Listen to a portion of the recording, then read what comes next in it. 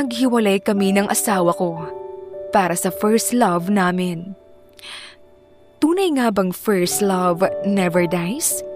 Pero paano kung nagkaroon ka na ng asawa? Sino ang pipiliin mo? Ang first love mo o ang asawa mo? Kaya mo rin bang tanggapin muli ang taong dumurog ng puso mo? Kaya mo bang magpatawad para muling mabuo ang pamilyang winasak dahil lang sa komplikadong pag-ibig? Itago niyo ako sa pangalang Jen. At ito ang aking Confession Diary.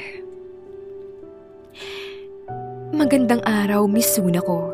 Ang kwento ko ay mala teleserye sa daming komplikadong naganap. Puno ng kilig, sakit, galit at luha.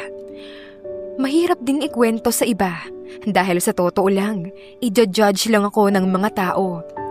Pero sa programang ito ay malaya kong maipapahayag kung ano nga ba ang tunay kong nararamdaman at buong kwento ko sa likod ng pagkatao ko ngayon at naway may mapulot kayong aral sa aking isasalaysay. Ang naging karanasan ko ang siyang humubog sa pagkatao na meron ako ngayon.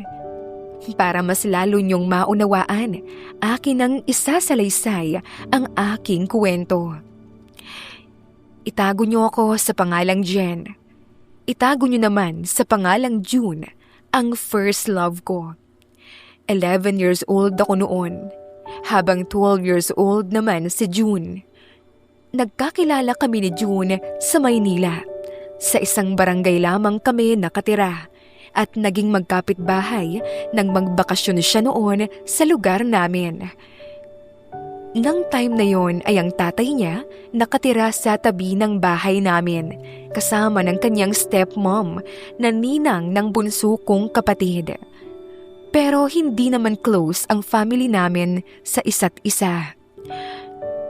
Ang una naming pagkikita, nasa labas lamang kami noon ng bahay. Siyempre, hindi naman kami magkakilala, kaya nagkatinginan lang kami. Tapos, ang pinsan kong lalaking kaklose ko, nasing edad ko rin, naging kaibigan niya. So, pinakilala niya sa akin noon si June. At doon na nagsimula na maging crush ko siya. Sa araw-araw ko ba naman siyang nakikita at minsan ay nakakalaro, nabihag niya ang musmos kong puso.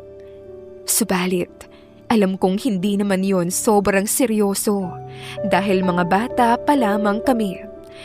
Kumbaga, crush lang at munting paghanga lang. Then, lumipas ang 2 buwan, pasukan na ulit. So bumalik na si June sa Maynila, kaya hindi na kami muli pang nagkita. Lumipas nga ang 2 taon, muling nagtagpo ang landas namin. 13 years old na ako that time at siya 14 years old na. Umidad man ako ng 2 taon, alam kong hindi ko pa rin siya nakalimutan. Hindi ko inasahan na sa edad naming ito, muling maitutuloy ang batang love story namin 2 years ago. So ayun nga, naging intense yung story namin. Kung alam nyo ang pelikulang may pamagat na Baby Love noong 1995 na ginanapan ni Ana La Rosea at Jason Salcedo, ganoon ang naging takbo ng story namin. Baby Love ang tawag namin sa isa't isa.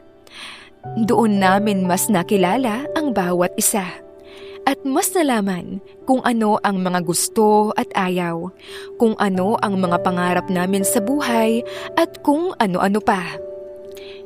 Hanggang sa ipinagtapat niya sa akin na gusto niya na ako. Grabe, kinilig ako that time. Akala ko, ako lang ang may nararamdaman sa aming dalawa. Yun pala, pati siya. Parang gusto nang sumabog ng puso ko noon sa sobrang kilig. Pero syempre, hindi dapat ako easy to get. So, hindi ko muna inamin yung pagkagusto ko sa kanya. Hinayaan kong ipakita niya at patunayan niya sa akin ang pagmamahal niya. Grabe ano? Mga bata pa pero nagmamahalan na. Daming alam eh. Pero wala eh. Sabi nga nila, kapag tumibok ang puso, wala ka nang magagawa kundi sundin ito. So ayun nga, madalas kaming tumatambay sa paradahan ng tricycle. Subalit, hindi nagtagal, nalaman ng nanay ko at stepmom niya ang namamagitan sa amin. Nagalit sila at tutol sila sa amin, kaya pinaghihiwalay kami. Ngunit gayon pa man, hindi kami nagpadaig sa pagbabawal nila sa kung anuman ang ugnayan namin. Gusto ko siya at gusto niya ako, kaya ayon ang mahalaga sa aming dalawa. Natatandaan ko pa noon, December 31, 1993, 7 p.m. Sinagot ko siya noon. June, tayo na. Masayang sambit ko sa kanya na medyo nahihiya. Talaga? Oo, June. Ingatan mo ang puso ko ah. Ikaw ang first boyfriend ko eh. Oo naman, Jen. I promise. Iingatan ko ang puso mo. I love you, Jen. I love you too. Doon na nagsimula ang batang pag-iibigan namin. Akala ko noon, puro saya lamang ang mararamdaman namin. Pero hindi pala. Masaya pero ang daming hadlang, kaya malungkot din. Malungkot dahil hadlang ang parents namin sa amin. Naranasan ko ring kalad-karin pauwi ng nanay ko dahil sa chismis na kumakalat na patago kaming nagkikita at magkarelasyon. Hanggang sa dumating ang araw na nagkahiwalay kami. Umalis siya nang hindi nagpapaalam. Doon ko naramdaman ang ma-broken-hearted for the first time. Siya ang first love ko at siya rin ang first heartbreak ko. Lumipas ang 3 taon. 16 years old na ako noon. Nakilala ko si Romeo. Hindi niya tunay na pangalan. Ahead siya sa akin ng 11 years since he was 27 years old that time. Mayaman at gwapong lalaki. Nagkaroon ako sa kanya ng paghanga. Hanggang sa naging kami. Naging masaya naman ako sa piling niya. Pero isang araw, may nangyaring hindi ko inaasahan. Bumalik sa lugar namin ang first love kong si June. Nang makita kami, naging awkward sa amin ang lahat. Nag-uusap kami pero casual lang. Hindi na katulad nung dati, noong naging kami at mahal pa namin ang isa't isa. Feeling ko noon, parang gusto niyang bumalik sa akin. Pero noong malaman niya na may boyfriend na ako, mayaman at ahead pa sa akin ng 11 years, umalis siya at hindi na muli pang nagpakita sa akin. Samantala, hindi rin naman nagtagal ay unti-unti ring nawala ang spark sa amin ni Romeo. Naghiwalay kami. Nakipaghiwalay siya sa akin. Kahit mahal na mahal ko siya at ayoko sana siyang mawala sa akin, ay talagang desidido na siya na iwan ako. Lumipas muli ang 3 taon. 19 years old na ako noon. Nakipagsapalaran ako sa Pasig. Naging isa akong waitress sa isang restaurant. Nakilala ko si Jeremiah. He is 24 years old. 5 years ang age gap namin. Isa siya sa naging masugid naming customer. He is tall, dark, and handsome. Isa siyang artist. Mahilig siyang kumanta roon sa pinagtatrabahuan ko. Nang unang beses na magtama ang mga mata namin, parang may something. Bumilis ang tibok ng puso ko. Para bang na-love at first sight ako sa kanya. Ang galing ng boses niya. Nakaka-in-love. Parang feeling ko nga noon, ako yung hinaharana niya habang kumakanta siya sa restaurant na pinagtatrabahuan ko. At kung pabor naman talaga sa iyo ang tadhana, no? Isang gabi noon, nilapitan niya ako nang pauwi na sana ako noon. Tapos na ang shift ko. Sakto, customer namin siya that time. Umuulan, tapos wala akong dalang payong. Tapos biglang may nagsalita sa likod ko. Wala kang payong? Tara, mag-share na tayo rito. Nagulat ako. Talagang ang pogi ng boses niya. And at the same time, bumilis yung tibok ng puso ko. Natulala pa ako noon at... Hey, are you alright? Ang barito ng boses niya ang nagbabalik sa aking ulirat. Ang pogi pala talaga niya sa malapitan. Tatanggi pa sana ako kasi nakakahiya, but he insisted. Sabi niya, gabi na raw at hindi dapat ako nag-iisa, lalo at gabi na. Babae pa ako at umuulan pa. So ako naman noon, syempre, kinilig ako. Ngayon lang muli ako na princess treatment So, hinatid niya ako sa may paradahan ng jeep, papunta sa amin. Pinahiram na rin niya sa akin yung payong. Ibalik ko na lang daw kapag magkikita kaming muli. Meron din naman daw siyang ekstrang payong sa bag. Hindi ata ako nakatulog agad noon pagka-uwi kasi paulit-ulit na nagpa-play sa isip ko ang eksena. My gosh! Nakakakilig talaga! Kinabukasan, umasa ako na muli kaming magkikita. Pero, nabigo ako. Hanggang sa lumipas ang isang linggo, walang Jeremiah ang nagpakita sa akin sa restaurant. Nalungkot na ako noon. Umaasa kasi ako Pero, napawi ang kalungkutan ko ng after 1 week ulit. May nag-text sa akin. Unknown number. Nagpakilala siya bilang Jeremiah. So dahil doon, kinilig ako at napangiti na naman ako. Mas dobling kilig to kasi namiss ko siya at 2 weeks ko siyang hindi nakita. Pasensya ka na. Nabisi lang ako sa work. Di bale, babawi ako sa'yo. Sabi niya sa text. Nagtaka naman ako. Anong ibig sabihin niyang babawi? Hanggang sa sabi niya noon ay magkita kami. Kinabukasan. Linggo yon, so day off ko. Nakipagkita naman ako. Hindi na ako nag-isip kasi naman kinikilig yung ate niyo Crush ko kasi yon. Grabe yung bilis ng tibok ng puso ko habang papalapit ako sa kanya. At nakita ko siyang nag-aantay sa akin sa meeting place namin.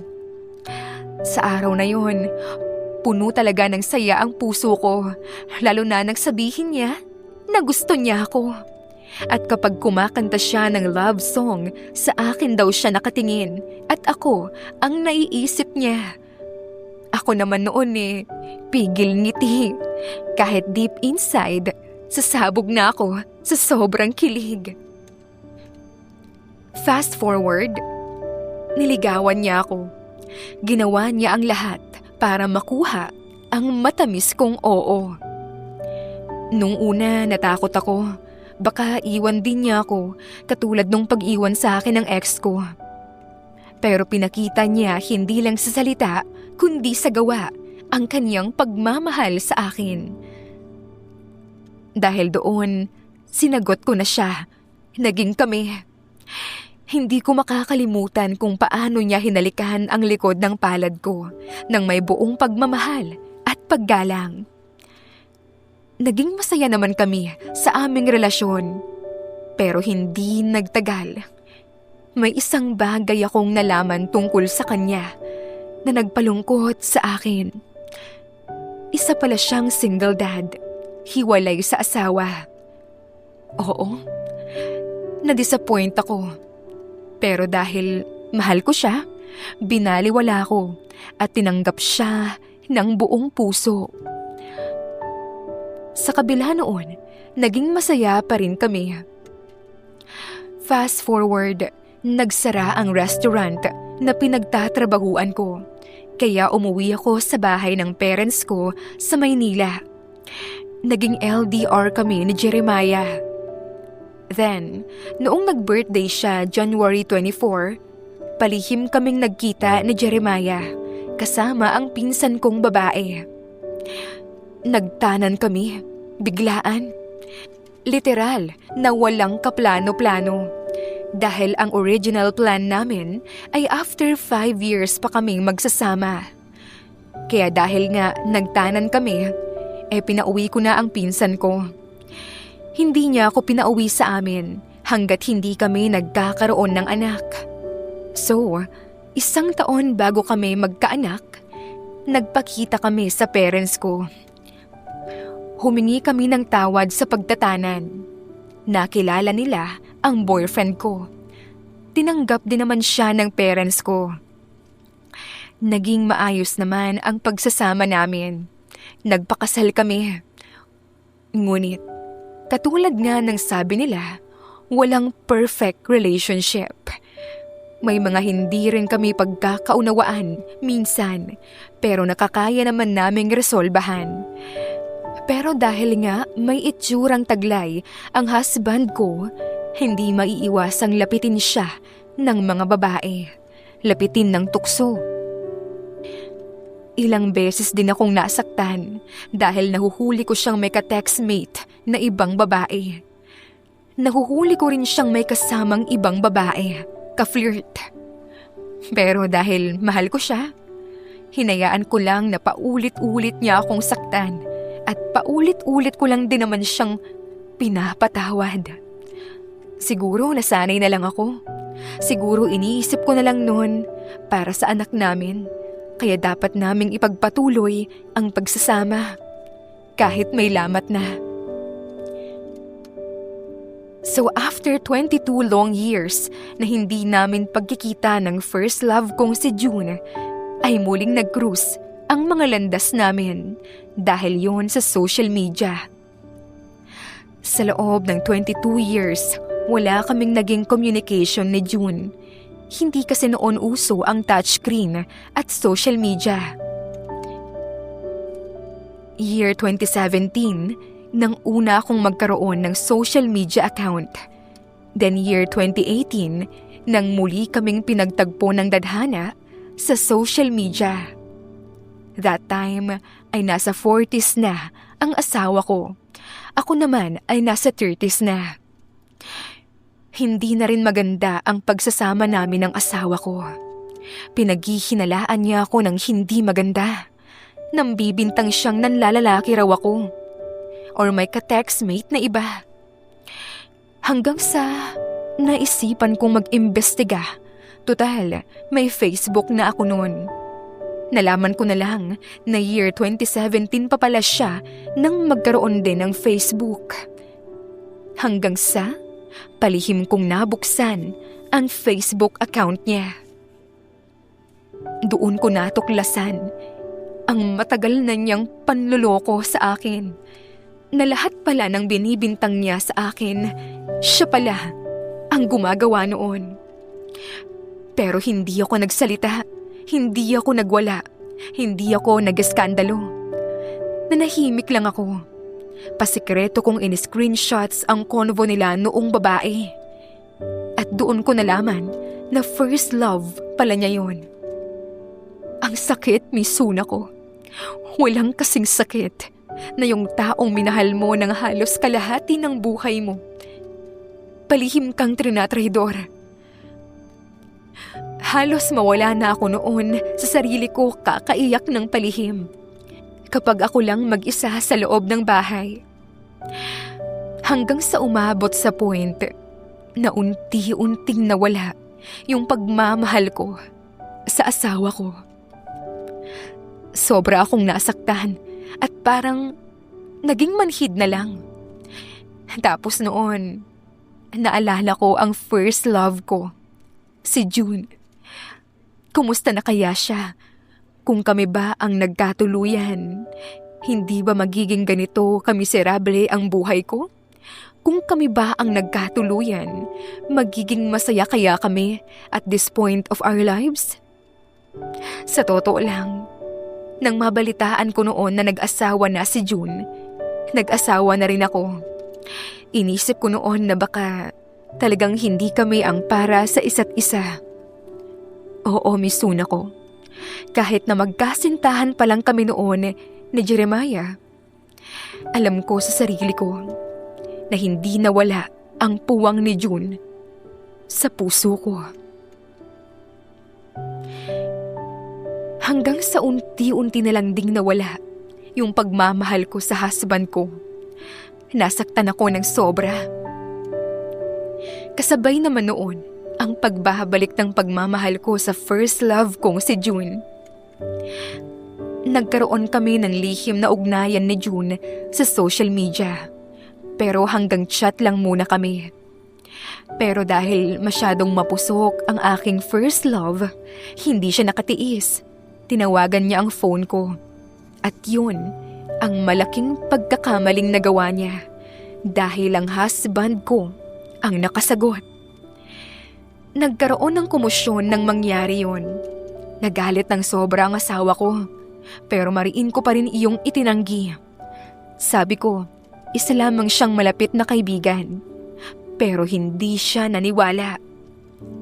Simula noon minamatyagan niya na ang lahat ng galaw ko sa sobrang pagdududa niya.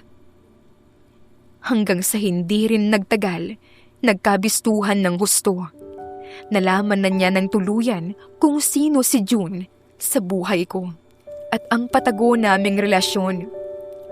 Pero syempre, hindi naman ako papayag na ako lang ang madiin ng gusto. Inilabas ko rin ang mga screenshots na itinago ko. Mga screenshots ng usapan nila ng first love niya. Para ipamukha sa kanya na siya ang nauna. Napagod lang ako. Pero sa halip na aminin niya ang kataksilan at humingi ng tawad, mas pinalaki pa niya ang gulo. Sa sobrang galit niya, pinagsalitaan niya ako ng mga masasakit na salita na never pa niyang nasasabi noon sa akin. Pero hindi roon nagtatapos ang galit ng asawa ko.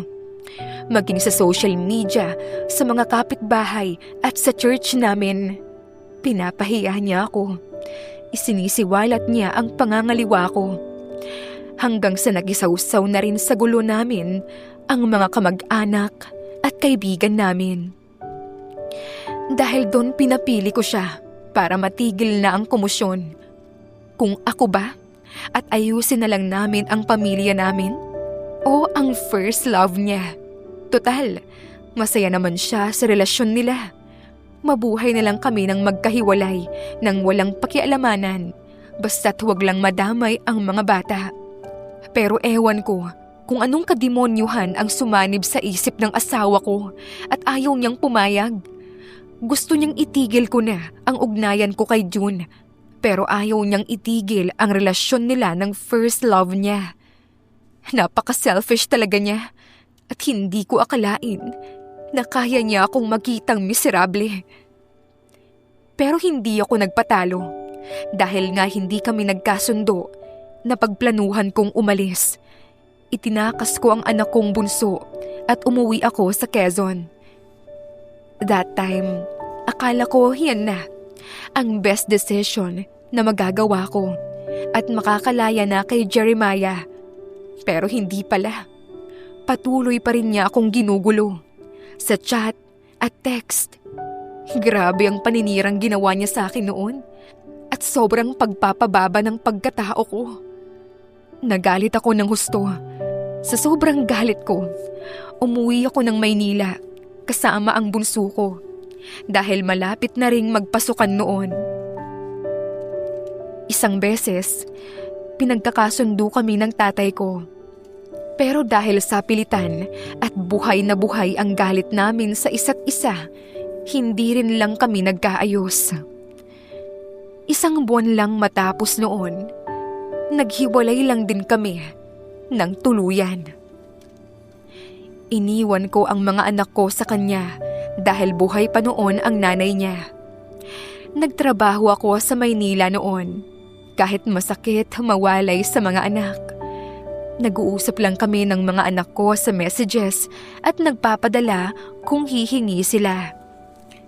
That time ay naging officially in a relationship na kami ng first love ko noon. Pero hindi nagsama. Sa social media lang kami nagkikita. Sumapit ang taong 2019. Tandang-tanda ko pa na birthday ko noon nang muli kaming magkita ni June sa personal sa loob ng 22 years na hindi kami nagkita. Doon ko mas na-realize na siya ay tall, dark, and handsome. Mas lalo akong na-in-love sa kanya. Pero iba yung saya at spark sa mata ko nang muli kaming magkita sa loob ng napakatagal na panahon. Doon nagkwentuhan kami ng mga buhay-buhay namin. Namasyal kami, pumunta kaming Luneta, nagsimba sa Quiapo. Para kaming mga bumalik sa teenager na in love sa isa't isa. Naikwento sa akin ni June na hiwalay sila ng asawa niya. Nagkaroon din siya ng ka-live-in noon, pero hindi rin naman sila tumagal. Sabi pa noon ni June, kung may communication lang talaga kami noon, siguro baka kami ang naging mag-asawa. Kaso pareho na kaming nawalan ng kontak sa isa't isa at talagang nagkahiwalay na kami ng landas. Kung saan-saan na rin kami nakarating. Nito lang muli, year 2018 kami nagkaroon ng communication sa isa't isa. Nagtatawanan lang kami noon na para bang wala kaming iniisip na problema. Binabalikan ang nakaraan at pinag-uusapan kung ano na kaya ang buhay namin ngayon kung kami ay naging mag-asawa. Siguro, hindi na kami nasaktan pa sa mga minahal namin. Hindi na namin kailangan pang magtago sa mga mata ng tutol sa amin. Sa loob ng mahabang taong miserable ang buhay ko sa piling ni Jeremiah, ngayon lang muli naging payapa at masaya ang puso ko. That day, sabay din kaming umuwi sa aming mga magulang. Pero hindi kami nagpakita ng magkasama. Nag-shortcut kami. Sa may talipapa kami dumaan. Pero, sad to say, dahil gala ang tita niya na nagpapataya ng wedding ng panahon na yon, nakita niya kami. Kung sino pa ang pinaka-iniiwasan mong tao na ayaw naming makita na magkasama kami, siya pa ang unang nakakita sa amin. So, nagpatuloy lang ang relasyon namin ng patago. Patago kaming nagde-date. Hindi kami pwedeng makita ng mga parents namin dahil parehong tutol both side ang mga parents namin. Hanggang sa sumapit ang pandemic. Naging LDR kami. Oo, mahirap sa umpisa, pero nakakaya rin naman namin. Pero yun ang akala ko. Dahil noong naging maluwag na ang community guidelines sa pandemic, tuluyan na kaming nagkahiwalay ni June. Oo, masakit. Pero wala eh. Hindi siya nakatiis. Hindi niya ako nahintay. Ito yung isa sa ayaw ko sa kanya. Hindi siya marunong maghintay. Mabilis mabagot. Kaya ayun, naghanap ng iba. Nagkahiwalay kami dahil nang babae siya. Grabe. Yung taong akala kong mamahalin ako ng tunay, na hindi sasaktan, paiiyakin, at hindi ipagpapalit. Ginawa din niya sa akin. At ito, ang second heartbreak ko sa kanya. Una noong mga bata-bata pa kami. Pero mas masakit ngayon. Gumuho ang mundo ko. Mas masakit pa to kesa sa inaasahan. Siguro nga, mas masakit pa to kesa sa panggagago sa akin ni Jeremiah. Nawalan na ako ng tiwala sa pag-ibig at sa mga lalaki. Isinubsob ko ang sarili ko sa trabaho. Nagparami ako ng pera at higit sa lahat, nagpaganda at inalagaan ko ang sarili ko. Nag-focus rin ako sa mga anak ko. Maraming nanligaw sa akin. Nakipag-date din naman ako, pero hanggang doon na lang yon. Para naman hindi gaanong boring ang buhay ko. Pero never naging intimate ang mga ugnayan namin. In short, hindi ko gaanong sineseryoso dahil ayoko nang masaktan pa uli. Hanggang sa unti-unting nagpaparamdam ang asawa ko. Nagchat-chat na siya noon na parabang dahan-dahan muling kinukuha ang loob ko. Padalaw-dalaw din siya noon sa work ko. Nahalata namang sinusuyo ako. Hanggang sa nanligaw ulit. Nakipagkaibigan naman ako muna. Ayokong pilitin ang sarili ko. Masakit pa rin sa akin ang ginawa niyang panloloko sa akin. Idagdag pa na niloko rin ako ni June. Isa pa, alam kong naging sila din ni na Jeremiah at ng first love niya. Dinala niya ang babae sa bahay namin at nagsama sila. Noong namatay ang biyenan ko, pumunta ako that time at ang akala ko magiging okay na kami ni Jeremiah. Pagkatapos ng libing, umuwi ako dahil may work ako. Nagulat na lang ako nang biglang nagsabi sa akin si Jeremiah na hindi na muna ako pwedeng pumunta sa kanila dahil naroon yung girl. So, anong ibig sabihin nun? Namamangka sa dalawang ilog ang asawa ko? Nakikipagbalikan pero hindi pa sila hiwalay? Ako, bago ako nakipag-ayos sa kanya, tiniyak ko nang wala na akong sabit. Doon nga talaga tumira yung girl sa kanila. Sumapit na lang ang Pasko na hindi ko man lang nakasama yung mga anak ko. Nagalit ako ng husto kasi hindi ko man lang makasama ang mga anak ko. Samantalang yung babae ng asawa ko, libre lang doong tumira. Mabuti sana kung sila lang ng asawa ko na magde-date sila, na wala na akong paki doon. Kaso, halos ipagdamot niya sa akin na makita sila. Ibig lang sabihin nun, pinasakitan lang nila akong dalawa. January 2022. Unti-unti na ring humupa yung galit ko sa asawa ko. Wala na rin akong nararamdamang pagmamahal sa kanya noong sinusuyo niya ako na bumalik sa kanya. Tandang-tanda ko pa na sinabi sa akin ni Jeremiah na tapos na sila noong first love niya, na itago na lang natin sa pangalang Sheena. Nasa abroad na raw ito, may asawa at may anak na rin. Pero ako naman itong si Marupok. Pumayag na ring makipag-ayos. Naniwala ako sa kanya. At para na rin sa mga anak namin. Muli niya akong niligawan for the third time. Hatid sundo niya ako sa work. Pero hindi pa rin ako tumitira sa kanila. Isang araw, nag-chat sa akin ang anak ko. May sakit daw ang asawa ko. Dahil naisipan ko na kung may mangyaring masama sa asawa ko, kawawa naman ang mga anak ko. Kaya pumunta ako sa kanila at muling tumapak at tumira sa bahay, na ilang beses nang naging saksi kung paano ako nadurog, kung paano matapakan ang dignidad ko, kung paano ako paulit-ulit na sinaktan at niloko. For the third time, I gave my husband a third chance. Pero this time, hindi na dahil sa love, kundi dahil sa awa at sa mga anak ko. Inaalagaan ko siya. Nakakalungkot lang isipin na yung first love niya ang kasama niya noong malakas pa siya. Pero noong nagkasakit siya, ako ang mag-aalaga sa kanya. Siguro iniisip niyong ang martir ko naman sobra. Pero wala eh.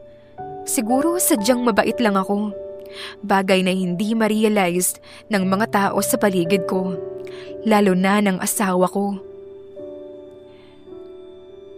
November 2022, nang tuluyan ng hindi ako nakabalik sa work dahil malala na ang sakit niya. Kailangan niyang may mag-asikaso sa kanya. Itong mga panahon na ito, tuluyan na kaming nagkabalikan. Sa kabila ng lahat, nakita kong mabait at responsableng ama ang asawa ko. Hindi siya nagkulang bilang ama. Wala akong masasabi doon. Nagsasama na kami pero hiwalay na ang kwarto namin mula nang nagkasakit siya. Dahil kailangang ang kwarto niya may bintana dahil ang dati naming kwarto ay kulob. May mga pagkakataong nagdududa pa rin ako. Nagdududa pa rin kami sa isa't isa na baka meron pa kaming itinatago sa bawat isa na karelasyon. Ako, tapat ako sa mga nakakarelasyon. Hindi ako tulad nila na nakikipagrelasyon kahit may kasintahan na. Sinisigurado kong cut off ang lahat ng ugnayan namin. Kaya wala akong dapat ikakonsensya o ikatakot noong naging kami dahil malinis ang hangarin ko. Habang siya, malakas nga magduda. Pero nakikita kong mga post niya ay nagre-react yung girl na first love niya. Sa tuwing sinasabi kong i-block na niya, palagi niyang sinasabi na hindi pwede. May malaking utang daw yung girl sa kanya na ginamit nito pang abroad. Sinabihan ko na rin siya dati noon na kung sakaling dumating yung girl galing abroad, huwag niyang dalihin dito sa bahay. Sa labas na lang sila mag-usap. Sabi niya, hindi na yun mangyayari pa dahil 5 years doon yung girl. At wala na sila. Kaya pilit kong pinaniwalaan yung sinabi niyang yun. May mga kamag-anak naman ng husband ko na nagtataka kung bakit ako yung naroon. Saan na yung girl? Pero sabi ng asawa ko, para sa mga bata kaya kami nagsasama. Which is, totoo naman. Dahil yun din ang sinabi ko noong una akong bumalik doon. Na makikisama lang ako ulit para sa mga bata at wala nang iba. Isang araw, paulit-ulit ko na lang nakikita ang mga name ng first love ko at first love ng asawa ko randomly kahit saan sa hindi ko maipaliwanag na dahilan. Tapos naisip ko, ano kaya ang mangyayari kung babalik yung girl sa buhay ng asawa ko? May itsapwera na naman ba ako sa ika-4 na pagkakataon? Dahil nga iniisip ko yun ay pakiramdam ko, meron pa rin talagang itinatago ang asawa ko. Lalo na kahit noong unang mga araw na nandito ako, nagpapadala ng gift si girl sa asawa ko at sa mga anak ko. Pero hindi katagalan, tumigil din. Tapos may mga times din na kapag nagmumuni-muni ako, naiisip ko pa rin ang first love ko. Sa tuwing naaalala ko siya, naroon pa rin yung sakit na binigay niya sa akin. Pero pinilit kong alisin yun sa isip ko. Ayoko nang magkasala pa. Hanggang sa hindi rin nagtagal, muli kaming nagkamabutihan ng asawa ko. Sa ikalawang pagkakataon, muli kong naramdaman yung saya at yung love sa piling niya nang hindi pilit. Bumalik yung kilig na nararamdaman namin sa isa't isa. Muli niyang pinaramdam sa akin yung dati. Yung dati naming pagmamahalan, yung pag-aasikaso niya sa akin at yung lambing niya sa akin. Naaaminin kong na-miss ko rin talaga. Pero yung akala kong tuloy-tuloy ng masayang buhay sa piling ng taong mahal ko, hindi rin pala magtatagal. Dahil dumadalas na ang pananakit ng kanyang katawan, tumataas ang BP niya. Hanggang sa hindi na siya nakapag-work dahil palala na ng palala ang nararamdaman niyang sakit sa katawan. September 2025, dumating yung gabing kinatatakutan ko. Isinugod namin siya sa ospital. Naging kritikal ang buhay niya. Hindi ko na alam kung ilang beses akong nagdasal. Kung ilang beses kong tinawag ang pangalan ng Panginoon para lang pagalingin ang asawa ko. Naibalik na siya sa dati niyang kalusugan. Dahil hindi ko alam kung kakayanin ko sa oras na mawala siya. Halos wala na akong mailuha kakahagulgol sa maliit na chapel ng ospital at sa harapan ng asawa ko sa loob ng silid niya. Kinabukasan noon, ang pinakamasakit na umagang dumating sa buhay ko. Ang bagong umagang nagbigay sa akin ng labis na trauma. Nang trinaydor ng sakit ang asawa ko. Nang binawian ng buhay ang asawa ko sa harapan ko pa mismo. Grabe yung sakit na binigay sa akin nung pangyayaring yun. Hindi ko alam kung ano ang gagawin, kung anong iisipin, kung anong sasabihin. Tanging tunog ng hinagpis ko at ng pamilya ko ang maririnig sa loob ng silid na yun. Grabe ang sakit. Walang katulad.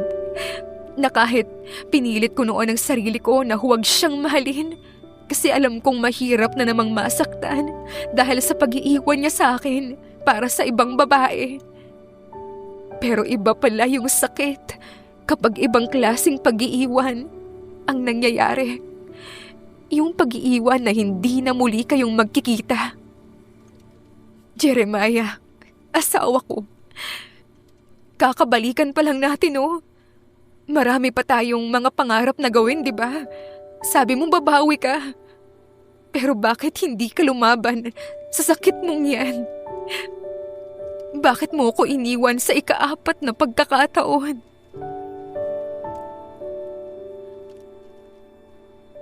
Noong nasa morgue na kami, kasama ang kapatid ko at kapatid niya, may hindi inaasahang tawag na natanggap ang cellphone ng husband ko. Napansamantala kong pinagamit sa hipag ko dahil wala siyang phone. Tumawag lang naman yung girl at magbibigay daw siya ng pambili ng maisusuot ng asawa ko sa burol niya. Nagulat ako noon sa biglaan niyang pagpaparamdam. Pero hinayaan ko na lang. Sa isip ko, dapat lang talaga siyang magbigay dahil marami siyang utang sa asawa ko. Pero katulad nga ng sinasabi ng karamihan, na time is the ultimate truth teller. Nalaman ko ang totoo sa pagitan ng asawa ko at nung babae. Hindi pa pala sila tuluyang naghiwalay at kasabay nun, nalaman din noong girl na nagkabalikan pala kami ng asawa ko. Sa kabila ng lahat ng mga nalaman ko, habang nakaburol ang asawa ko, wala akong nararamdamang galit. Pinatawad ko agad ang asawa ko. Nangibabaw kasi yung pagmamahal ko. Yung pagkadurog sa sakit ng pagkawala niya. At yung pangungulila ko sa kanya. Pero dobleng sakit rin ang nararamdaman ko nang paulit-ulit na nababanggit si girl sa lamay niya. At hinahanap siya ng mga kamag-anak ng asawa ko. Kasabay noon, ang paulit-ulit na panguhusga sa akin ng mga tao sa paligid ko. At ang mas masakit pa ron, yung mga taong inaakala kong makakaunawa sa akin, sila din ang isa sa mga humusga sa akin. Masakit pero nagpakatatag ako. Then tumatawag pa yung girl. Gusto pa niya ng video call para pag-usapan ang tungkol sa lamay ng asawa ko. Hinayaan ko na lang. Total, patay na siya. Wala nang magagawa ang galit ko at kahit magwala pa ako, kahihiyan lang ang idudulot noon. Hindi na noon maibabalik pa ang pumanaw kong kabiyak. Nag-friend request pa sa akin yung girl. Pero dahil sa galit ko sa kanya, blinak ko sa Facebook. December 2025, before Christmas, nangako na ako sa sarili ko na ayoko nang magalit pa. Ayoko nang magtanim pa ng sama ng loob. Gusto ko na lang mamuhay ng tahimik, payapa, malayo sa pait ng nakaraan. Kaya, in-unblock ko na yung girl. Ang lakas rin ng loob ko noon na chinat ko siyang pinapatawad ko na siya kahit hindi naman siya humihingi sa akin ng sorry. Pinilit ko ring patawarin yung mga taong humusga at nagsalita ng mga hindi magaganda sa akin na halata namang hindi alam ang tunay kong nararamdaman at mga hirap kong pinagdaanan. At heto ako ngayon, namumuhay na ng tahimik kasama ang mga anak ko. Pero kahit ganon, kahit pilit kong ibinabaon sa limot, ang lahat, ang sakit pa rin ng pangyayari sa buhay ko. Para bang kahapon lang ang lahat.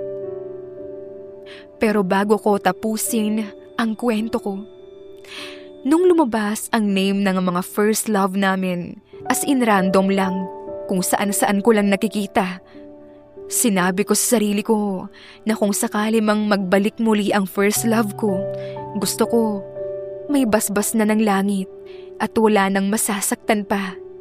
Dahil pinangako ko noon sa sarili ko na noong bumalik ako sa asawa ko, ay nangako ako sa sarili ko na habang buhay na hinding-hindi ko na siya sasaktan o ipagpapalit sa iba. Kahit bumalik man ang first love ko, nang kami pa ng asawa ko. Kahit na hindi siya totally naging tapat, ramdam kong minahal din naman niya ako ng gusto bago siya nawala. Kaya hanggang ngayon, nagluluksa pa rin ako sa pagkawala niya. Hindi ko pa rin matanggap yung pagpanaw niya. Nung time na nakita ko yung picture ng first love ko sa social media ng relatives niya, andoon din yung sakit.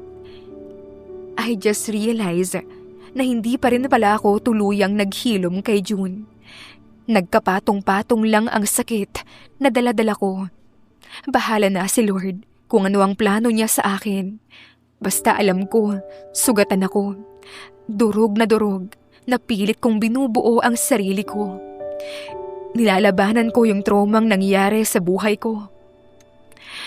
Nakakalungkot isipin na ang dalawang taong naging malaking parte ng buhay ko na pareho kong minahal, parehong nagbigay ng labis na kapighatian sa akin. Ngayong 9 months na siyang wala. Hanggang ngayon hindi ko pa rin tanggap. Grabe pa rin yung traumang naranasan ko. Pinipilit ko lang magpakatatag para sa mga anak ko. Nakipaglaban din ako noon ng karapatan para sa mga anak ko. Dahil meron ding ex-wife ang asawa ko na dumating noong namatay siya. Kahit na may sarili na ring pamilya yung ex-wife niya, gusto pang makigulo at makihati sa benepisyong dapat para sa mga anak ko. 3 kaming babae sa buhay niya. Ako, yung ex-wife at yung first love niya na nasa abroad. Pero ako pa rin ang nanalo dahil ako ang pinili ng asawa ko hanggang sa dulo ng buhay niya. Hindi ko makakalimutan noon na ipinagluto niya pa kami bago siya namatay. Miss Soon ako. Habang sinusulat ko ito, bumalik lahat ng nararamdaman ko. Yung tuwa, yung galit, yung kilig, yung lungkot. Parang flashback.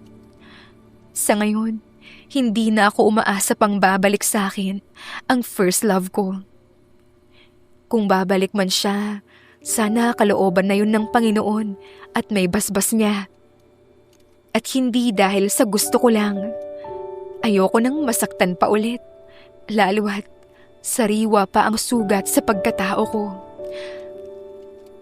Sa buhay ko ay natutunan ko na kahit meron kang sariling plano, kung hindi yan ang kaloob ng Diyos sa iyong mangyayari, hindi ka magtatagumpay. Naniniwala ako na nasa tamang panahon ang lahat. Kung kailan muling may darating na pag-ibig sa akin, hindi ko alam at hindi pa ako handa. Mahirap na kasi ako magtiwalang muli eh. Natatakot na ako na puro na lamang sakit ang maranasan ko sa ngalan ng pag-ibig. Maraming salamat po sa pagbabasa ng aking kwento. Muli, ako po si Jen. At ito, ang aking Confession Diary.